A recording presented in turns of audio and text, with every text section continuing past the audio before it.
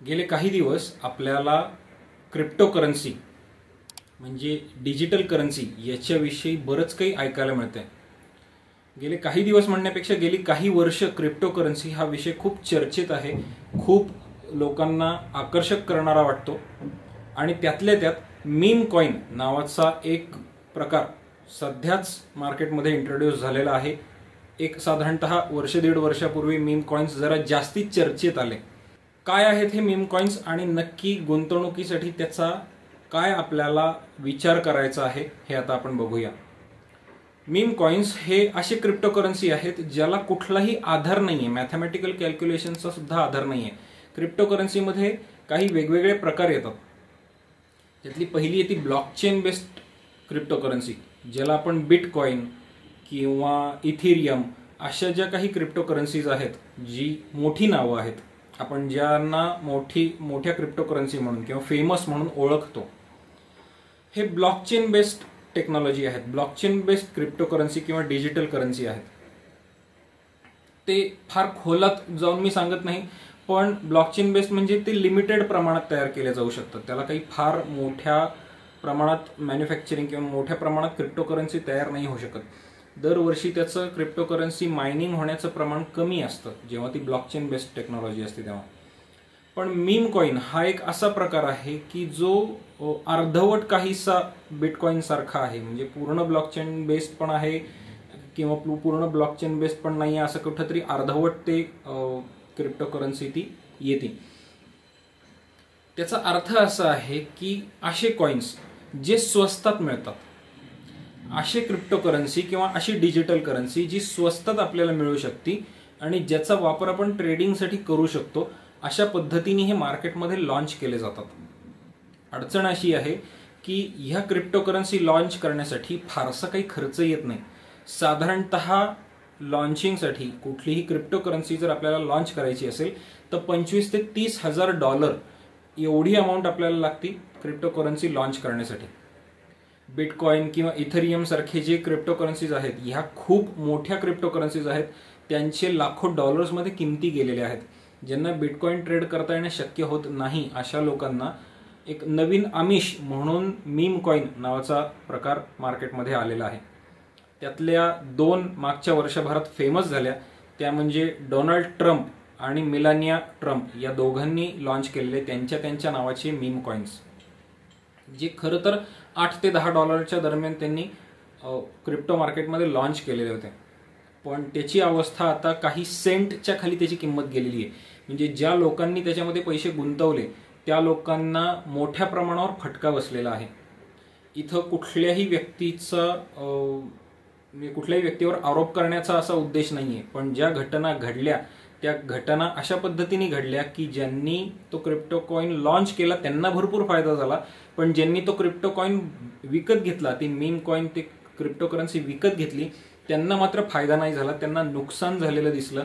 अशा पद्धतीने हे मीम कॉइन किंवा हे छोट्या ज्या क्रिप्टोकरन्सी आहेत, डोनाल्ड ट्रम्प यांचा कॉइन आणि मेलानिया ट्रम्प यांचा कॉइन, हे ह्या पद्धतीने मार्केटमध्ये लोकांकडनं पैसे घेऊन गेले की लोकांना विश्वासही बसला नाही, लोकांना विचारही आला नाही डोक्यात की आपली इथं फसवणूक होऊ शकते। त्यामुळे मीम कॉइन खरेदी करताना कायम जपून खरेदी करा। मीम कॉइन हा फ्रॉड असण्याचे चान्सेस सगळ्यात जास्ती असतात, कारण कुठल्याही सर्वसामान्य अमेरिकन मध्यमवर्गीय माणसाकडे सुद्धा 25 ते 30 हजार डॉलर त्याचं इन्कम त्याला वर्ष दीड वर्षात सहज मिळून जातं। त्यामुळं समोरच्याची फसवणूक करण्यासाठी कुठल्याही पद्धतीने मीम कॉइन लॉन्च करणं किंवा छोटी क्रिप्टोकरन्सी लॉन्च करणं हे काही फारसं अवघड नाहीये, ज्याच्यासाठी त्या व्यक्तीला फार काही विचार करावा लागेल किंवा फार काही खर्च करावा लागेल किंवा फार काही गोष्टी सर्व्हर आणि ह्या गोष्टी मेंटेन कराव्या लागतील अशातलाही भाग नाहीये, किंवा त्याला सॉफ्टवेअरचं नॉलेज हवं अशातलाही भाग नाहीये। त्यामुळे हे मीम कॉइन्स हे केवळ आणि केवळ फसवणुकीच्या उद्देशाने तयार केले जात असतात आणि त्यापासून सावध राहणं हे खूप महत्त्वाचं आहे। आता ही स्कीम एवढ्यावर थांबती अशातला भाग नाहीये, तर याच्या मागचा मूळ उद्देश असा आहे, मीम कॉइन्स लॉन्च करण्यामागचा मूळ उद्देश असा आहे की आजच्या घडीला अमेरिकेवर जे परकीय कर्ज आहे, एकंदरीतच अमेरिकेवर जे कर्ज आहे ते 37 ट्रिलियन डॉलर्सचं कर्ज आहे। आता ट्रिलियन म्हणजे किती हे आपण समजून घेऊया। तर एका आकड्यावर म्हणजे एकावर जर आपण 6 शून्य लावले तर ते होतात मिलियन, 9 शून्य लावले तर ते होतात बिलियन आणि 12 शून्य लावले तर ते होतात ट्रिलियन. असे 37 वर 12 शून्य लावल्यानंतर जेवढी अमाऊंट होती तेवढ्या ट्रिलियन डॉलर्सचं अमेरिकेवर कर्ज आहे. ते कर्ज त्यांना फेडता येणं खूप अवघड आहे. तर ते फेडता यावं ह्याच्यासाठी जगभरातल्या लोकांकडनं कुठल्या तरी पद्धतीने पैसा काढून घेणं ह्याच्याकडं बऱ्याच अमेरिकन पॉलिटिशियन्सचा कल सध्या दिसतोय. आणि त्या दृष्टिकोनातून जगभरातल्या वेगवेगळ्या देशांवर प्रेशर आणणं आणि त्या देशांमध्ये हे मीम कॉइन्स लॉन्च करणं की जेणेकरून गुंतवणुकीच्या नावाखाली त्या देशातल्या सर्वसामान्य नागरिकांकडनं पैसा काढता येईल आणि तो पैसा घेऊन अमेरिकेचं कर्ज पूर्ण संपवता येईल, असे कुठल्या तरी विचारांमध्ये हे अमेरिकन पॉलिटिशियन्स दिसतात. कारण सध्या लेटेस्ट स्टेबल कॉइन नावाची एक संकल्पना या लोकांनी आणलेली आहे. ही स्टेबल कॉइन म्हणजे दुसरं तिसरं काही नाही, मीम कॉइन्सच आहेत.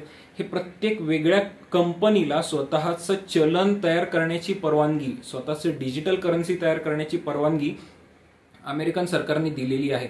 आणि त्याला कंडिशन एकच दिलेली आहे की एक स्टेबल कॉइन म्हणजे आता समजा ॲमेझॉन किंवा ॲपल किंवा इतर कुठलीही कंपनी जी अमेरिकन कंपनी आहे, आणि मी हे हवेत बोलत नाहीये, त्यांच्या सरकारने त्यांना ह्या कंपन्यांना स्वतःचे स्टेबल कॉइन, स्वतःचे डिजिटल कॉइन, स्वतःची क्रिप्टो करन्सी लॉन्च करण्याची परवानगी दिलेली आहे. कंडिशन एकच आहे की तो कॉइन लॉन्च करताना त्यांच्या एका कॉइनच्या बदल्यात $1 अमेरिकन त्यांच्या सरकारचा बॉन्ड म्हणजे सरकारचं कर्ज त्या कंपनीने विकत घ्यायचं आणि ते कोलॅटरल म्हणून त्या कॉइनला अटॅच करायचं. म्हणजे समजा ॲमेझॉननी एक स्टेबल कॉइन तयार केला तर त्याच्या अगेन्स्ट $1 बॉन्ड ॲमेझॉन कंपनीने अमेरिकन गव्हर्नमेंटकडनं विकत घ्यायचा.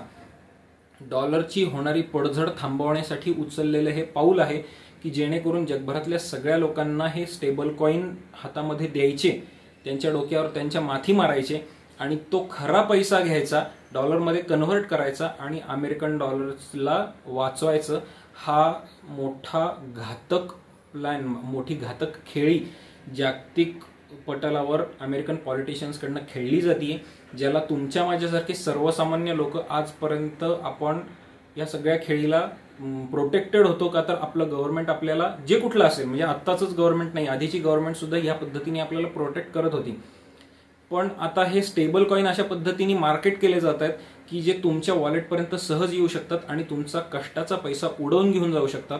त्यामुळे स्टेबल कॉइन, मीम कॉइन यासारख्या गोष्टींपासून सावध राहणं हे कधीही चांगलं. गुंतवणुकीसाठी तुमच्या अर्थतज्ञांचा सल्ला घ्या, तुमच्या इन्व्हेस्टमेंट कन्सल्टंटचा सल्ला घ्या.